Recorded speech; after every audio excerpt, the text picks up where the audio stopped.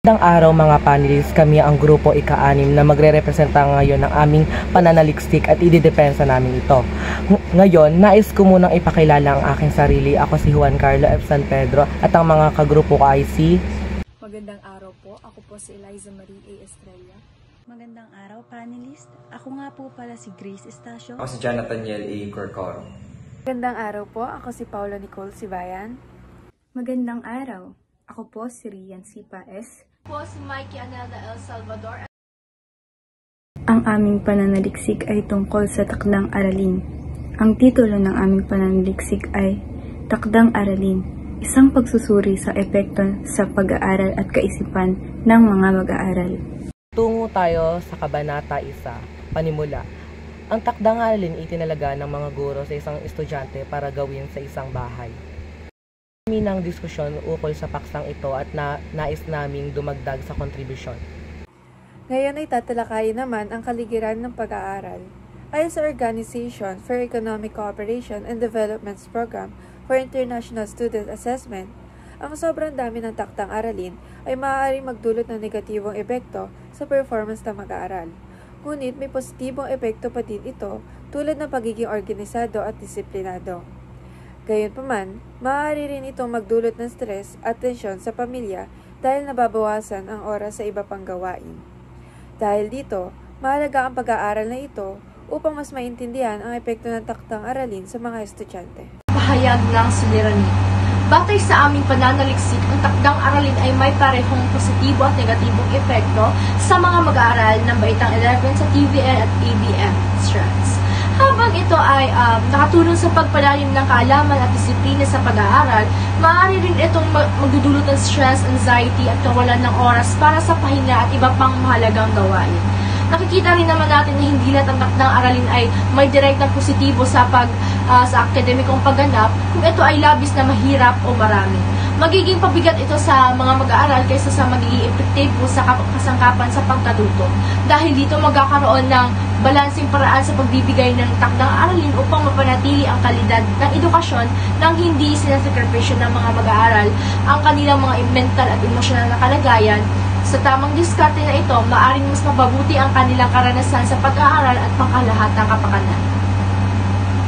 Ang pag-aaral na ito ay nakatuon lamang sa pagsusuri ng epekto ng akademikong gawain at kaisipan ng mga mag-aaral sa baitang 11 mula sa TVL at ABM strands ng Colegio de Canupic Incorporated. Limitado ito sa mga piling kalahok mula sa parehong strand at hindi saklawang ibang antas o strand ng paaralan. At dumako naman tayo sa ikalawang kabanata. Ang una narito ay ang Review of Related Literatures na ang Cognitive Load Theory at ang epekto ng takdang aralin. Ayon kay Sweller, 1988, ang Cognitive Load Theory ay nakatuon sa kakayahan ng utak na magproseso at mag-analisa ng impormasyon. Ang sobrang dami ng takdang aralin ay maaaring magdulot ng cognitive overload na maaaring makaapekto sa pagkatuto ng mga mag-aaral. Ayon naman kay Feldon et al., 2018, ang labis na workload ay maaaring magresulta sa stress at pagbawas ng epektibong pagkatuto. At ang susunod naman ay ang Review of Related Studies. Banyagang pag-aaral ni Rosario et al. Ayon kay Rosario et al. 2019, ang takdang aralin ay nagbibigay ng oportunidad sa mga guro upang pahabain ang oras ng pag-aaral ng mga mag-aaral sa labas ng paaralan. Ito ay maaaring makatulong sa pagpapatibay ng kaalaman at kasanayan sa pagkontrol sa sarili. Gayunpaman, ipinakita rin ng pag-aaral na maaaring magkaroon ng negatibong epekto ang takdang aralin, lalo na kung ito ay labis at hindi nababalanse sa ibang aspeto ng buhay ng mag-aaral. At panghuli ay ang aming batayang konseptual. Sa pag-aaral na ito ay may tatlong bahagi. Input na tumatalakay sa mga teorya at kaugnay na literatura. Process kung saan kinakalap ang mga datos mula sa mga mag-aaral gamit ang survey at questionnaire. At output na sinusuri ang epekto ng takdang aralin sa kanilang pagganap at mental na kalusugan, kasama na ang rekomendasyon para sa mas epektibong estratehiya. Kabanata 3, Metodolohiya ng Pananaliksik.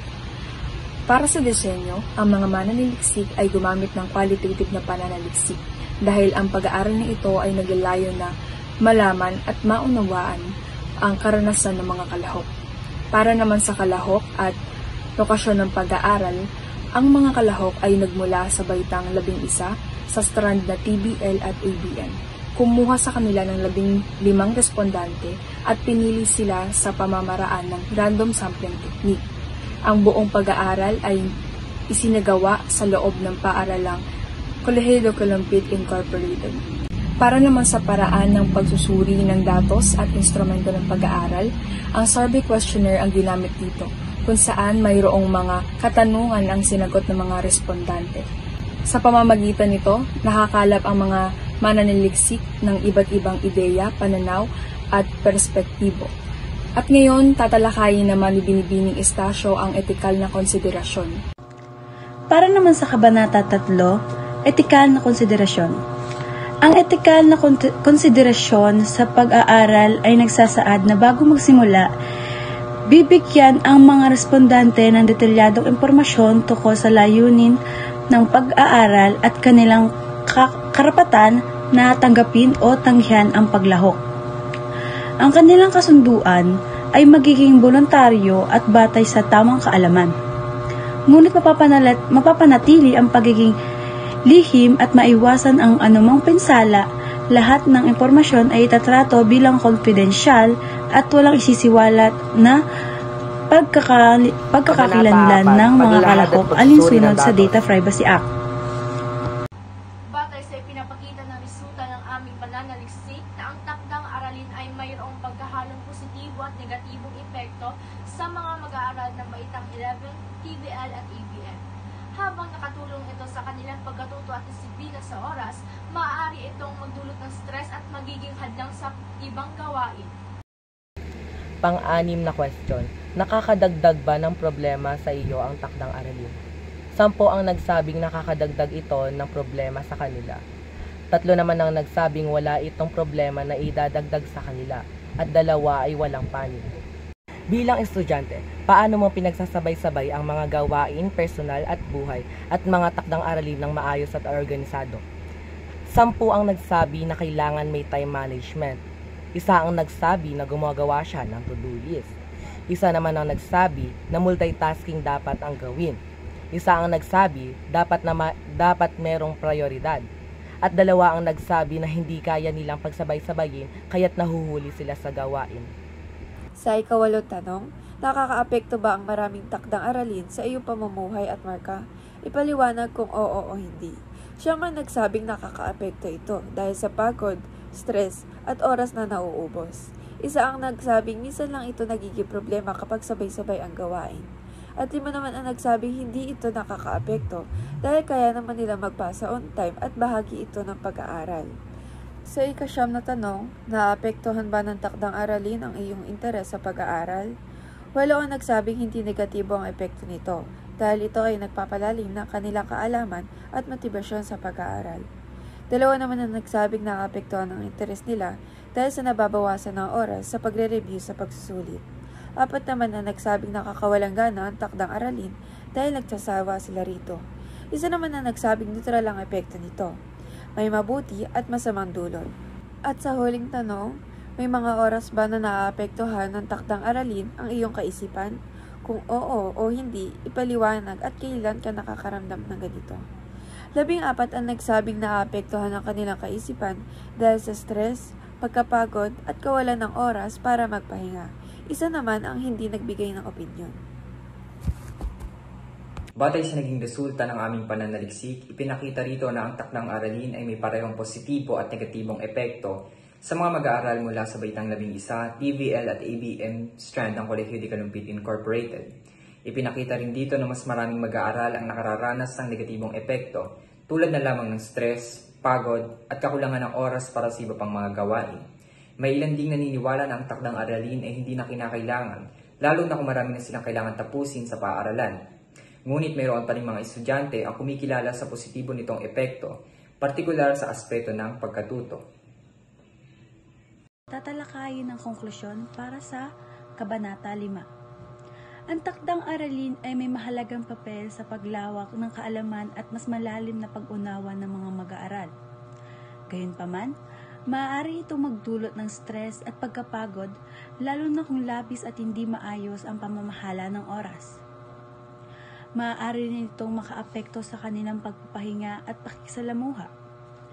Sa kabilang banda naman, nakatutulong ito sa pagiging responsable at disiplinado ng mga estudyante sa oras ng gawain. Pinapahusay nito ang kanilang kasanayan sa pagsasaliksik, pagsusuri at paglutas ng problema. Sa makatwid, bagaman may hamon ang takdang aralin, nananatili itong mahalagang kasangkapan sa paghubog ng kaalaman ng kasanayan ng mga mag-aaral, lalo na kung may tamang pamamahala at balanseng dami nito. Rekomendasyon. Narito ay ilang rekomendasyon upang mapanatili at mapalakas ang mas gasig at positibong pag-aaral. Una, pagsasagawa ng seminar. Turuan ang mga estudyante ng tamang pagsasaayos ng oras upang maiwasan ang stress at sabay-sabay na gawain. Pangalawa, konsultasyon sa mga guro. Siguraduhin may sapat na oras para sa mga gawain upang maiwasan ang pagkapagod at puyat. Pangatlo, implementasyon sa takdang aralin. Iwasan ang sobrang dami ng gawain upang hindi magdulot ng stress at burnout. Pang-apat, gabay para sa mga mananaliksik. Magagamit ito bilang sanggunian ng mga nais magsagawa ng kaugnay na pag-aaral. Pang-lima, karagdagang pananaliksik. Nakatulong ito sa pagpapalawak at pagpapalalim ng kaalaman ng paksa. Pang-anim, kaugnay na takdang aralin. Siguraduhin may koneksyon ito sa aralin upang maging kapaki-pakinabang sa mga estudyante. Ito, iba't ibang paraan ng pagtuturo. Gumamit ng malikhaing paraan upang mapanatili ang interes ng mga mag-aaral. Pangwalo, sapat na oras sa pagsasagawa. Bigyan ng tamang oras ang mga estudyante upang magawa nila ang maayos ang kanilang mga gawain. Salamat.